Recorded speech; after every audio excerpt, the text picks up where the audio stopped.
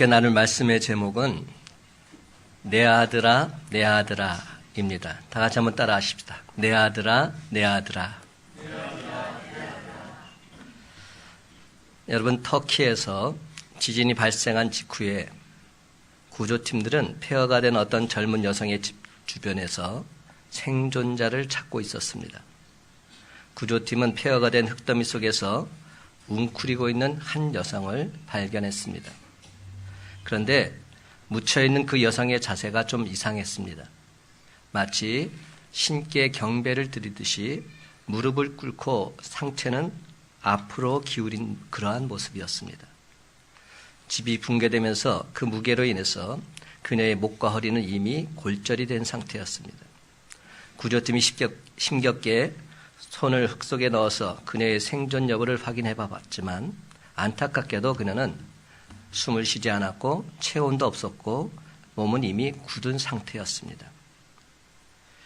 구조팀은 그 여성을 포기하고 급히 다른 생존자 탐색에 나섰는데 그러던 중에 팀장이 어떤 이유에서인지 이상한 느낌이 들어서 다시 그 여성에게로 갔습니다. 그리고 무릎을 꿇고 웅크린 채 굳어있는 그녀의 팔 아래 공간을 한번 확인하기 시작했습니다.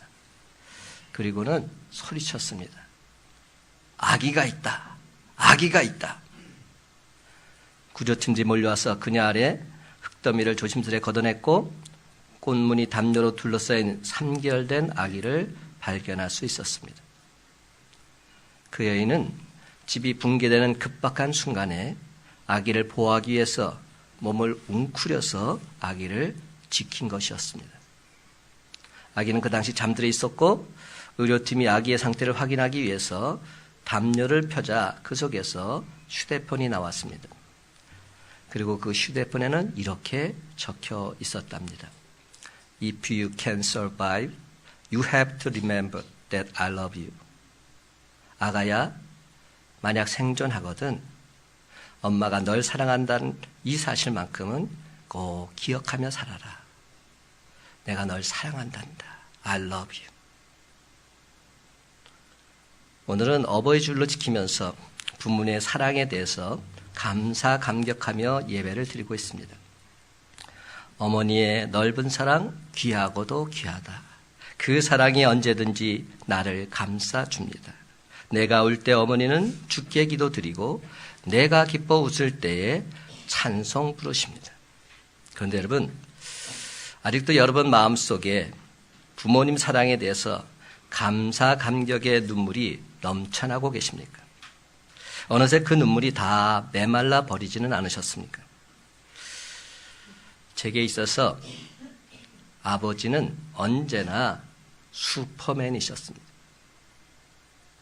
제가 가장 힘들고 어려울 때면 어디선가 영락없이 나타나셔서 힘과 용기를 불어넣어 주시면서 저의 가장 든든한 버팀목이 되어주시곤 하셨지요. 그런데 그런 아버지께서 지금은 병실에 계십니다. 병실에서 콧줄에 의지해서 약과 음식을 투여받으시면서 참으로 힘겨운 재활치료를 하고 계십니다. 지난 주일은 저희 어머님 생신이셨어요. 그래서 온 가족이 함께 모여서 저녁 식사를 하게 되었는데 뭔가 가족의 중심이 뻥 뚫린 그런 느낌이었어요. 아버지가 없는 모습이 참으로 안타까웠습니다. 지난주일 오후에 예배를 마치고는 먼저 병실에 누워 계신 아버지를 찾아뵈었습니다. 그때 우리 아들 내외 우리 용진이와 민지도 함께 갔었거든요. 그런데 저를 보고는 별로 반가워 안 하시는데 우리 아들하고 며느리 보고 얼마나 반가워하시는지 얼굴이 금방 달라지는 겁니다. 말씀은 잘 못하시면서도 그 아이들 손을 꽉 잡으시는 겁니다. 그리고 손을 내밀어서 머리를 쓰다듬으시는 거예요. 우리 여기 며느리 있는데 계속 며느리 머리를 쓰다듬는 거예요. 얼마나 좋아하시던지. 병실을 나오면서 제가 아버지 손을 꼭 붙잡고서 간절히 기도하는 시간을 가졌습니다. 내 기도를 마쳤을 때 갑자기 아멘! 아버지가 아멘 하시는 겁니다. 잘 소리도 못 내시는 분이 있는 힘을 다해서 아멘.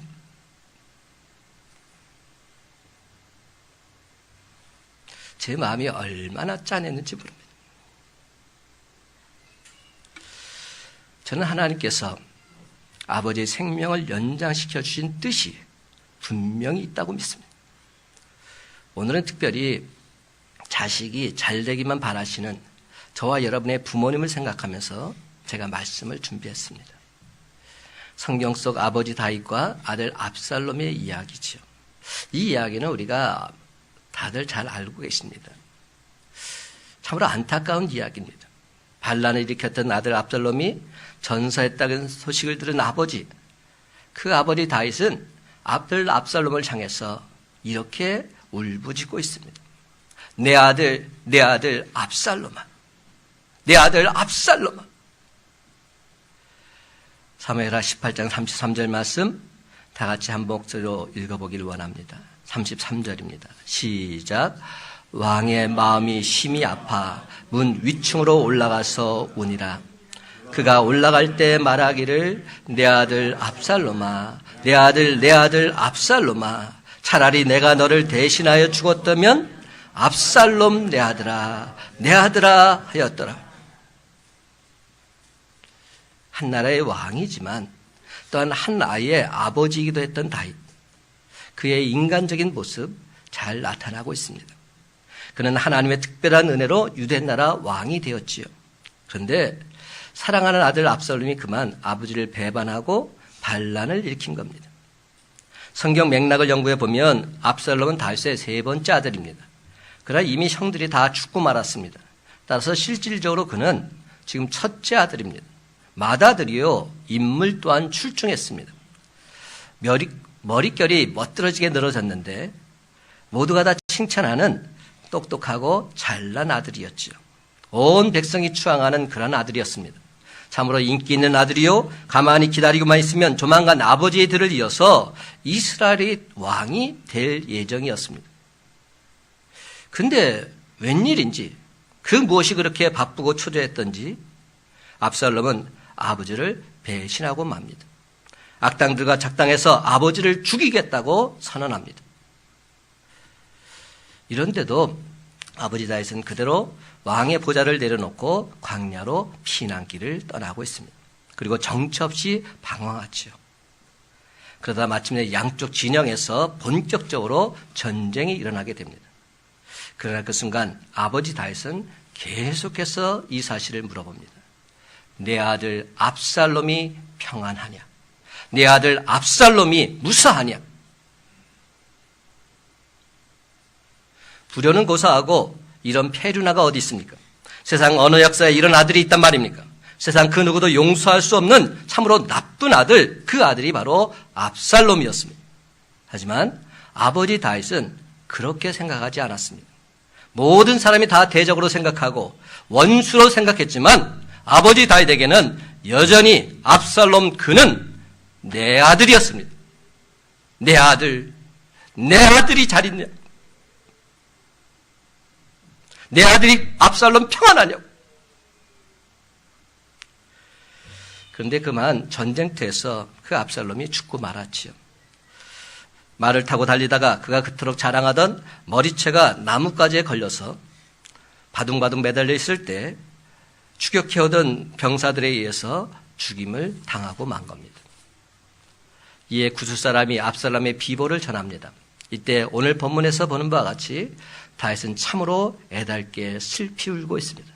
내 아들 압살롬아, 내 아들 압살롬아, 내가 대신하여 죽었다면 좋았을 것을.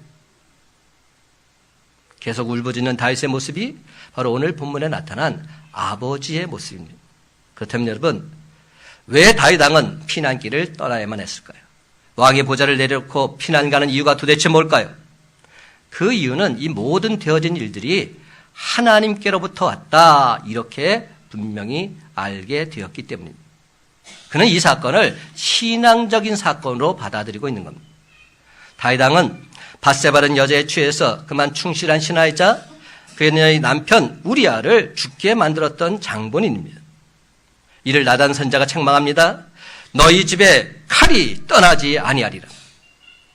그런데 여러분, 다윗과 압살롬의 군대 중에서 누구의 군대가 더 우세했을 것 같습니까? 아무래도 모든 걸 다 갖추고 있었던 다윗의 군대가 더 우세했을 겁니다. 다윗은 마음만 먹으면 당장에 압살롬과 그 일당들 전멸시킬 수도 있었을 것입니다. 그런데 그는 보좌를 내려놓고 도망자의 길을 택하고 있습니다. 그렇다면 다윗이 왜 그랬을까요? 압살롬 이 아들의 폐륜이 곧 자기 자신으로 말미암았다 이렇게 생각했기 때문입니다. 내 죄 때문이로구나. 바로 내 탓이로구나. 아들이 잘못하고 있는 게 아니라 바로 내 죄 때문에 저 아들이 이런 폐륜아가 되고 말았구나. 내가 좋지 못한 본을 보여줘서 이 같은 일이 결국 일어나고야 말았구나. 하나님, 모든 것이 다 내 탓입니다. 그래서 그는 아들을 더 이상 나무라지 않았습니다. 너도 피해자로구나. 이런 생각을 하고 도망자의 길을 택했던 겁니다. 여러분, 이것이 바로 아버지 다윗의 마음입니다. 이것이 바로 대부분 오늘날 우리 아버지들의 마음일 수 있습니다. 자녀의 잘못된 모습을 보면서 자기 자신을 다시금 되돌아보고는 회개하는 마음으로 묵묵히 참고 있는 겁니다. 가슴이 참으로 쓰리고 괴롭지만 아무런 말도 할 수 없습니다. 그러므로 어머니 여러분, 말 없는 아버지라고 너무 나무라지 마시기 바랍니다. 어쩌면 아버지 속은 더 썩어 문드러져 가고 있는지도 모릅니다. 하지만 아버지 여러분, 이는 분명 잘못된 행동입니다. 결코 바람직한 아버지의 모습은 아닌 겁니다. 그렇다면 아버지의 어떤 모습이 회복되어야 할까요? 오늘 그것을 성경 속에서 발견하기를 원합니다. 제일 첫 번째로 가장의 역할이 회복되어야 합니다. 한번 따라 합시다. 가장의 역할이 회복되어야 합니다. 사무엘하 14장 21절에서 24절까지 화면을 보면서 함께 읽기를 원합니다. 시작. 왕이 요압에게 이르되 내가 이 일을 허락하였으니 가서 청년 압살롬을 데려오라 하니라. 요압이 땅에 엎드려 절하고 왕을 위하여 복을 빌고 이르되 내 주 왕이여 종의 구함을 왕이 허락하시니 종이 왕 앞에서 은혜 입은 줄을 오늘 아나이다 하고 요압이 일어나 구슬로 가서 압살롬을 데리고 예루살렘으로 오니 왕이 이르되 그를 그의 집으로 물러가게 하여 내 얼굴을 볼 수 없게 하라 하며 압살롬이 자기 집으로 돌아가고 왕의 얼굴을 보지 못하니라. 여러분, 이 말씀을 이해하려면 먼저 이렇게 된 연유를 알아보아야 합니다. 어떤 일이 벌어졌을까요? 이복형인 암논이 압살롬의 누이 동생을 겁탈했습니다. 압살롬의 누이 동생인 다말을 욕보이고 그리고 나서 이젠 꼴도 보기 싫다 쫓아내버렸습니다. 이 사실에 광분해서 압살롬이 형 암논을 죽이고 피해서 도망가 있었던 겁니다. 그런데 아버지 다윗 왕이 군대장관 요압의 청을 받아들여서 압살롬을 다시금 왕궁으로 돌아오도록 허락한 겁니다.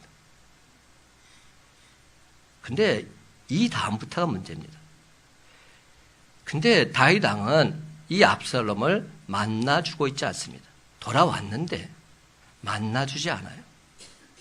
왜 그랬을까요? 다윗의 속마음은 아직 용서가 안 되는 겁니다. 솔직히 아직 다윗 압살롬 용서할 수 없는 겁니다. 많은 사람들이 보고 있으니까 마지못해서 돌아와라 이렇게 말은 했지만 용서할 수 없는 겁니다. 그런데 여러분, 이것이 비극의 도화선이 될 줄 누가 알았겠습니까? 다윗은 물론 하나님 마음에 합한 자요 선한 사람입니다. 하지만 한 가정의 가장으로서는 많이 부족한 점이 있었던 것이지요. 아들 압살롬을 용서해서 다시금 돌아오도록 했다면 그 아들을 만나야죠.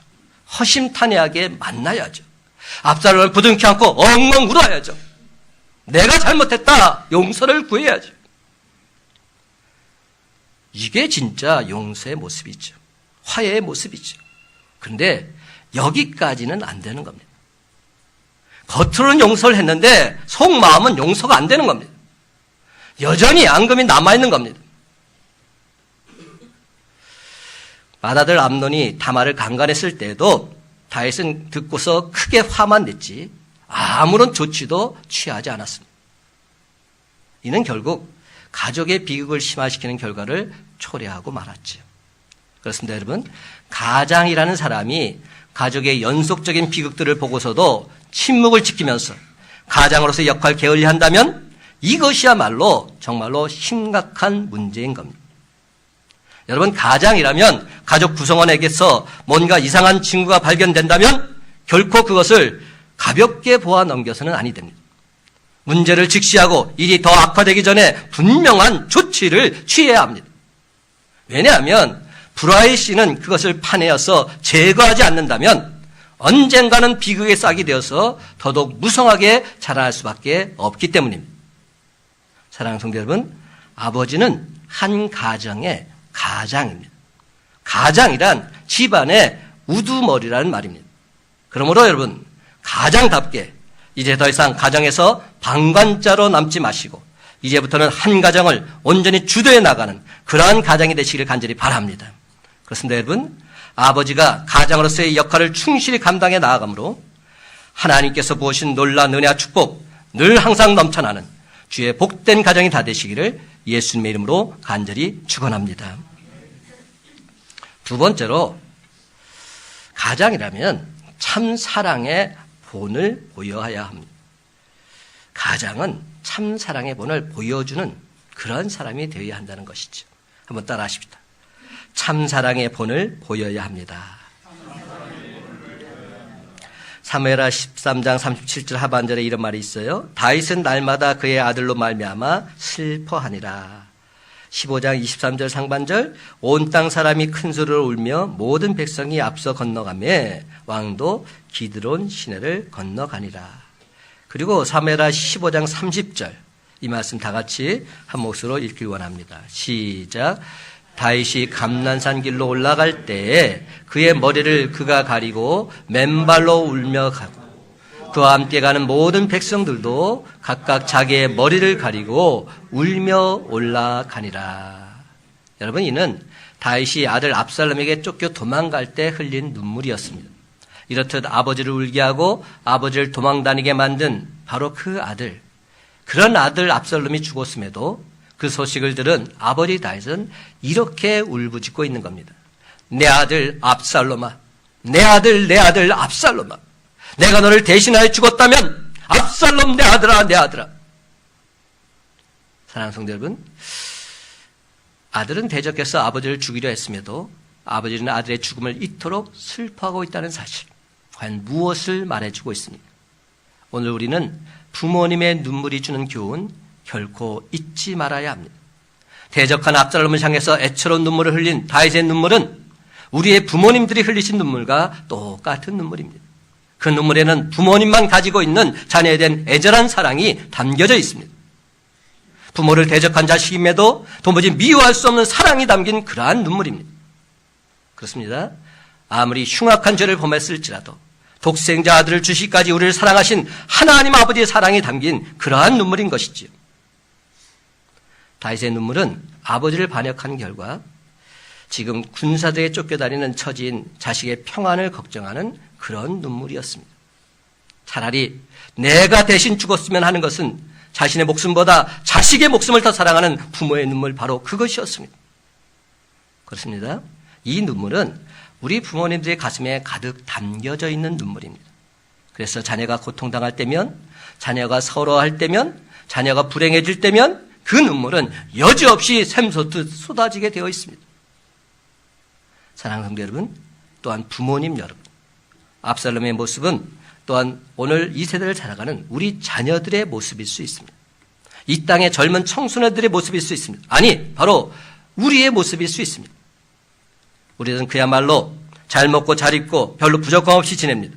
그러나 분명한 것은 그러한 외적 조건들이 우리 자녀들, 우리 청소년들의 일상을 윤택하게 하고 풍요롭게 하지는 못한다는 사실입니다. 이런 것들보다 더 중요한 것, 그것이 있다는 것이죠. 그들 안에 있는 내적인 신앙이 어떠한가 하는 겁니다. 여러분, 왜 오늘날 우리의 자녀들, 우리 청소년들의 문제가 심각하게 대두되고 있을까요? 우리의 부모들이 내적인 신앙보다는 외적인 것에 더 많은 관심을 가지고서 그렇게 자녀들을 키우고 있기 때문은 아닐까요? 그러므로 사랑하는 성도 여러분, 나중에 다윗처럼 자녀들을 향해서 눈물 흘리며 후회하기 전에 하나님 중심으로 신앙 우선주의에 입각해서 자녀들을 양육해 나가시기 바랍니다. 학업이 좀 뒤진다 해도 신앙만큼은 다른 사람들에게 절대로 뒤지지 않도록 부모된 여러분이 먼저 신앙의 본을 보이시기 바랍니다. 그러면 오늘 본문의 다윗처럼 자녀를 위해 절규하는 일 결단코 없을 것입니다. 여러분은 아버지 다윗이 압살롬을 위해서 그토록 슬피 울며 절규하는 마음 이해할 수 있으시겠습니까? 도대체 무슨 미련이 남아있기에 다윗이 압살롬 같은 자식을 위해서 그토록 슬피 울었겠습니까? 물론 압살롬은 자신의 죄로 말미암아 하나님 심판을 받았습니다. 하지만 그 불쌍한 영혼을 생각하면서 눈물을 흘리는 것, 바로 이것이 부모의 마음 아니겠습니까? 또한 자식 압살롬을 생각하면서 울부짖는 다윗의 모습은 다윗 자신이 자기의 죄를 뉘우치며 회개하는 모습이기도 합니다. 분명 압살롬의 죽음은 압살롬 자신의 죄의 결과인 동시에 다윗 자신의 죄의 결과이기도 했기 때문입니다. 자녀를 둔 부모님 여러분, 명심하십시오. 많이 늦었지만 그래도 지금부터라도 자녀들에게 올바른 신앙교육을 시키지 못한다면 우리 역시 언젠가는 다윗이 흘렸던 눈물 흘려야 할 때가 오게 될는지도 모릅니다. 사랑하는 성도 여러분, 그때 가서 자식을 대신해서 죽겠다고 나서는 것보다 바로 지금 이 순간부터 자녀들을 위해서 눈물로 기도하고 자녀들에게 올바른 신앙의 본을 보이시기 바랍니다. 그렇습니다, 여러분. 사랑하는 자녀들을 진정 진리와 생명의 길로 인도하고자 말씀과 기도, 예배와 전도, 사랑과 섬김의 본을 보이는 부모님, 그 부모님 바로 저와 여러분이 되시기를 주님의 이름으로 간절히 축원합니다. 세 번째로, 그러기 위해서는 뜨거운 눈물의 기도가 회복되어야 합니다. 기도밖에 없습니다. 한번 따라 하십시다. 뜨거운 눈물의 기도가 회복되어야 합니다. 여러분, 자식을 향해 울부짖는 다윗의 모습 속에서 우리는 죄인들을 향하신 하나님 아버지의 사랑을 보게 됩니다. 물루에 홀로 앉아서 억제할 수 없는 통안의 눈물을 흘리면서 용서해 주기를 원했던 아버지 다윗의 모습, 사랑하기를 원했지만 오히려 자기를 십자가에 못 박는 무리들을 생각하면서 그들을 위해서 한없이 눈물을 흘렸던 예수님의 모습과 오버랩됩니다. 제가 아버지께 전화 드릴 때면 언제나 제일 먼저 저에게 해 주셨던 말씀이 있어요. 대성아, 오늘 새벽에도 산에 올라가서 널 위해 기도했단다. 이대성 목사, 힘내라! 주님이 너와 함께 하신다.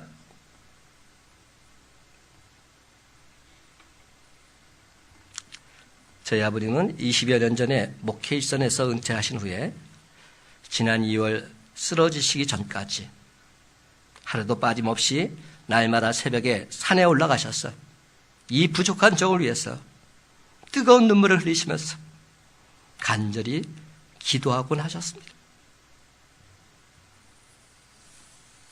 제가 10여 년 전에 큰빛 광성교회를 개척했을 때에도 아버지께서 제 머리에 손을 얹고 뜨거운 눈물을 흘리시면서 간절히 기도해 주시던 모습, 아직도 눈에 선합니다.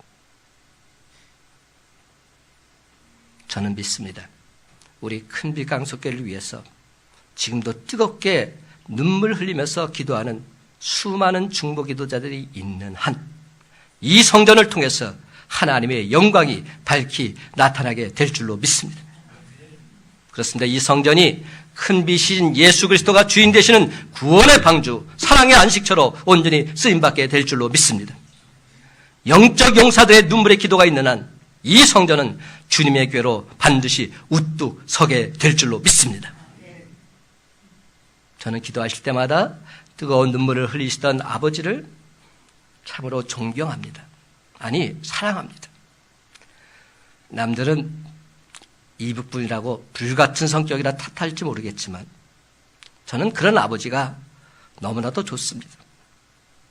왜냐하면 아버지의 마음은 언제나 저를 향해 있었기 때문에.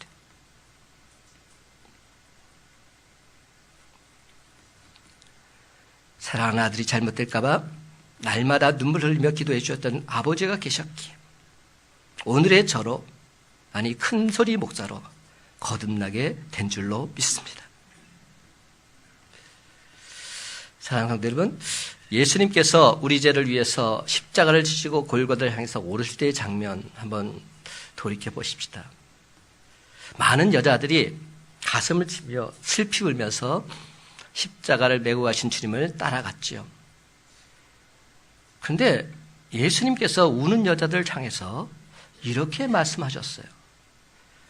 많은 이야기들 중에 이런 말씀을 왜 하셨을까 한번 생각해 보십시다. 누가복음 23장 28절 말씀.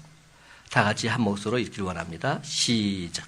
자, 예수께서 돌이켜 그들을 향하여 이르시되 예루살렘의 딸들아 나를 위하여 울지 말고 너희와 너희 자녀를 위하여 울라. 지금 예수님께서 십자가를 메고 올라가시는데 여인들이 막 따라가면서 엉엉 울고 있습니다. 그때 예수님께서 돌아보시면서 사랑하는 딸들아 너희와 너희 자녀들을 위해서 울어라. 이렇게 말씀하고 계신 겁니다. 나를 위해서 울 필요 없다. 너희 자녀들을 위해서 울어야 한다. 그런데 여러분, 예수님께서 왜 이런 말씀을 하셨을까요? 너희와 너희 자녀를 위하여 울라는 이 말씀은 무죄한 자의 피를 흘리고 회개하지 아니하므로 장차 후손들에게 임하게 될 하나님의 심판을 생각하면서 울라는 겁니다. 내가 온전히 예수 온전히 믿지 못함으로 해서 구원받지 못하고 심판받게 되면 안 되지 않습니까? 내 자녀들이 잘못되면 안 되지 않습니까? 그러니까 자녀들 위해서 울라는 겁니다.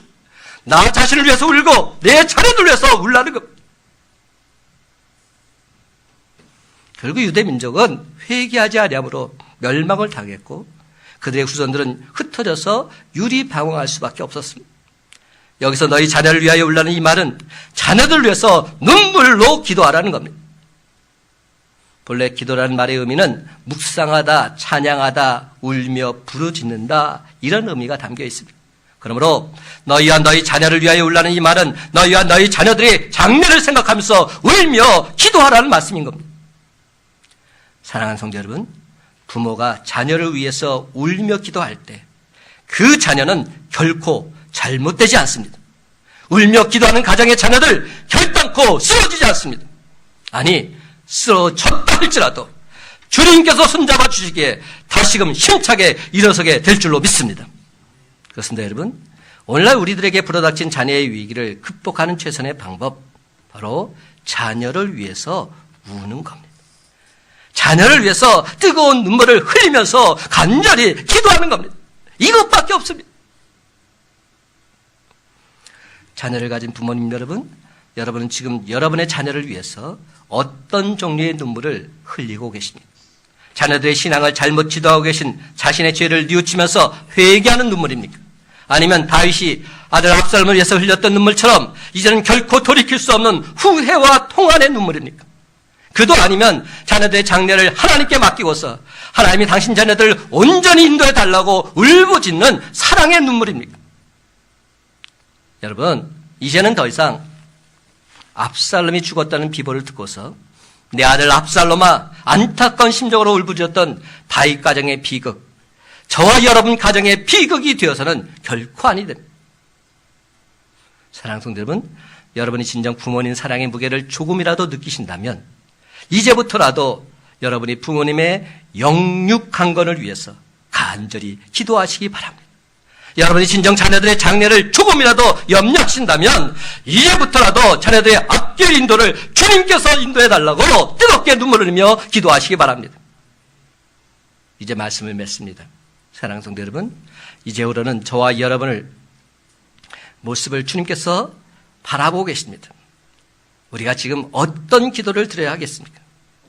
우리의 뜨거운 눈물의 기도를 통해서 부모님의 눈에서, 자녀들의 눈에서 후회와 통한의 눈물이 아니라 기쁨과 감격의 눈물이 늘 항상 넘쳐 흐르는 주님의 복된 가정이 다 되시기를 예수님의 이름으로 간절히 축원합니다.